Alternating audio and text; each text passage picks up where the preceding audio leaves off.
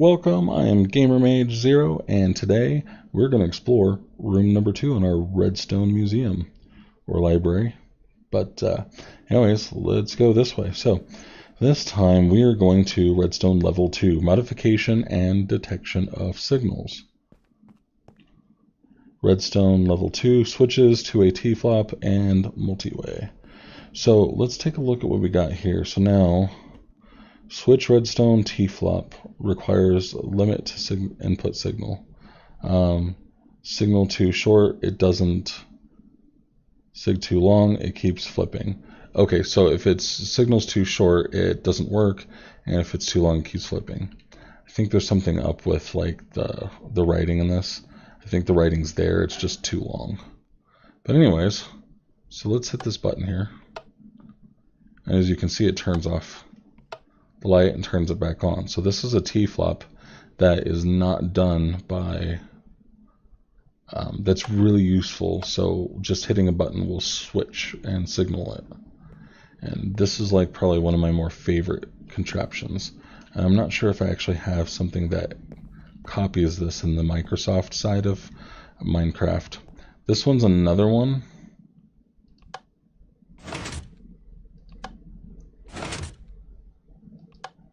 I actually designed this one. I don't think this one's a unique one though. This one was, I found that was around before my time, but I did figure out how to do this one on my own. I just kind of wondered if the redstone would do it, and it started working, but I was not the first one to do this.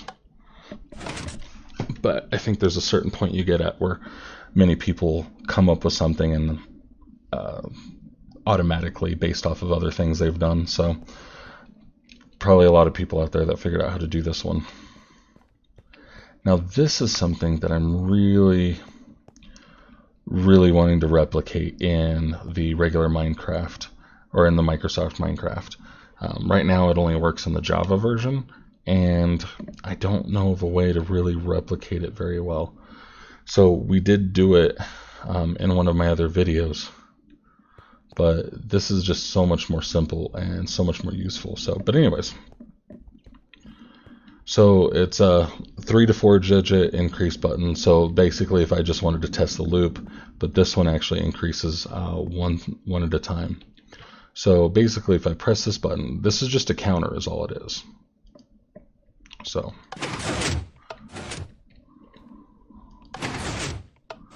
every time a signal goes through, it lifts all of the sand blocks. But because of the last one, so this one being lit here, it will send a signal into this sand block quick enough that it'll lock the piston up. So these pistons are not receiving redstone signal from anything other than the sand block. And it's actually sending it down, and that's what allows this to work. So this one just allows me to skip a few at a time because all it does is leave the signal there longer.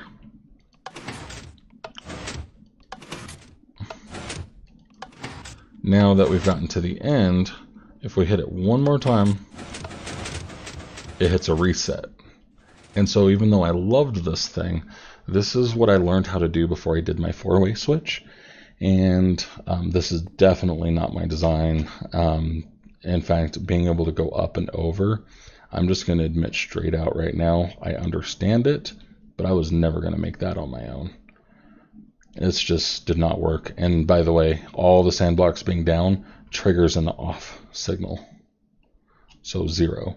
So otherwise, I have 9 on here. And so the fact that there's no signal means that it actually goes to 0. So the moment I turn that on, the signal will be here and will remain there, turning that off. So how does that work for the other ones though? Well, now that the signal's going through here, it comes up over here. Really what's doing it is the fact that even though this one's on, this coming over here and sending a signal into this is leaving this on, which pushes down the block. Whereas just this being here doesn't actually do it. And so then the redstone signal can travel straight through. Like I said, I did not build this one. I wish I could say that, but I would not have thought of this. Because one of the things makes me wonder, well, why is this signal going up? All it is really is to... Well, let's find out. I don't honestly know if it's actually even necessary.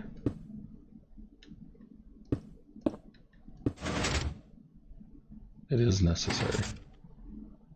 Oh, okay. See, I don't remember it, as you could tell. So this just sends signal up to this block here. So that way it can send a signal into this repeater and it'll keep going back. So even though these ones weren't affected, it wasn't affected because this one over here was supplying the signal this way. So, but if it just has this redstone block coming up, that's not enough to send a signal across, like this coming over to here. A repeater can send it across, but just the redstone signal going in does not send it across. All right, anyways, and then this right here is a reset button. All right, now this cute little thing over here, as you'll recognize, is completely mine. So one of 4 pistons that allow the completion of the output signal, one of the 4 core positions that push the block in a circle. So I wrote those up to help remind me or anybody else looking at this what to do, and these are just the ways to get the signals out of here. So it says Josh's something 4-way switch, piston based. So this is just another way to do a signal shorter. So this is a pulse limiter that triggers on a rising edge. So really a rising edge detector or falling edge detector can make a pulse limiter, and so a pulse limiter is just the way I'm using it. And you make it the rising edge because you want it to happen the moment you hit the button. And as you can see, it switches immediately and there's no reset. Unlike this one over here. Now these get a little interesting, kind of showing you some ways. Usually, I think I probably should have shown you these first and then kind of come around, but whatever. So circuit pulse extender, infinitely able to be expanded. So basically all it does is that this short one only does 1 pulse, whereas this one does maximum. By the time it dies, the other one still goes. And then this one has started up. It continues to receive a signal till this one stops, then this one stops, and then this one stops. I'll show you one more time. There we go. And so it just extends it. So you could keep doing that. And you can extend it out to the side. In fact, if you extend it out to the side, having them stacked in front like this probably isn't going to be super helpful. I mean, like, if all you want to do is extend it and not just, or extend the signal, then that would actually be the right way to do that. But most of the time you don't need that kind of stuff. Anyways, pulse shortener. So really it's just a rising edge detector. Pulse extender. This one's just a one direction way of doing, or a 1x1 block way of doing it. And then here we have a circuit pulse shortener, also falling edge detector. As you can see, it only lights up once the switch comes off. Okay, so basically we can turn this on, leave it on, and what's going on is it's powering this and this, which is keeping this off. Let's do that one more time.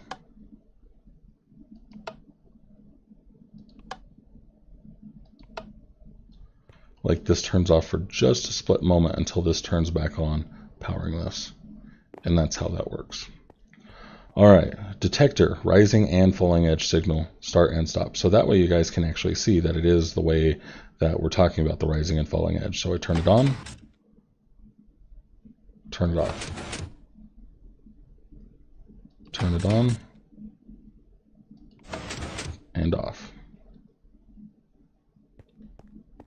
Alright, detector, falling edge detects when signal stops.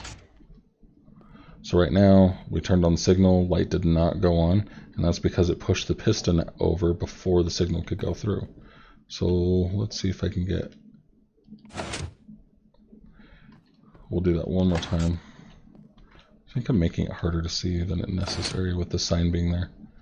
But as you can see, that repeater turns on after the piston is out of the way, the far repeater. And when I bring it back, it stays on for a moment and then lets the light go. So same thing with this thing, but the opposite direction. Signal goes through first, then the piston pushes out. And then the piston pulls back after the signal is done going through. So that way it doesn't go when it falls, when the signal falls. So now, all of these rooms from 1 to 2 to 3 to 4 and so on and so forth get progressively more complicated or unique. And so that's why I put them like this. A lot of these base things over here go into what constructs things like this, or my 4-way switch over here. Obviously I have to have a pulse shortener in order to get the thing to work, though that's almost viewed as a separate part of this entire contraption together anyways. But then you get a lot of those lessons that you got out of those, and even though most of this isn't a direct implementation of those over there, it gives you an idea of what it's like, and then helps you start and stop signals and ways that you need. And so, as I've been over in the video before, when I actually showed you how to make a 4-way, but in the Microsoft version, this piston right here is extended, which allows a signal to go through. Because of this redstone torch underneath of it, the redstone passes up into this block, and then passes over to this block, and then continues up.